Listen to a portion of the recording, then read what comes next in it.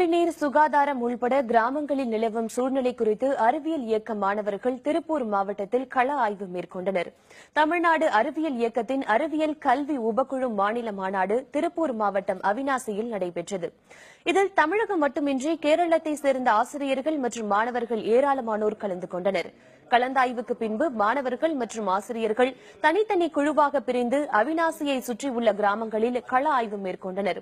குடிநீர், சுகாதாரம், மக்களின் பொருளாதார நிலை உள்ளிட்ட பல்வேறு அம்சங்கள் குறித்து அவர்கள் ஆர்வமுடன் தகவல்களை சேகரித்தனர். மாநாட்டின் 2ஆம் நாளான நேற்று பல்வேறு தலைப்புகளின் கீழ் மாணவர்கள் மற்றும் ஆசிரியர்களுக்கும் இடையே கருத்து பரிமாற்ற நிகழ்வு நடைபெற்றது. நடக்கிற கல்வி உபகுழு மாநில மாநாட்டுக்கு நான் வந்திருந்தேன். நான் பெரியாய்பாளையம் அப்படின்னு ஒரு கிராமத்துக்கு போயிருந்தேன்.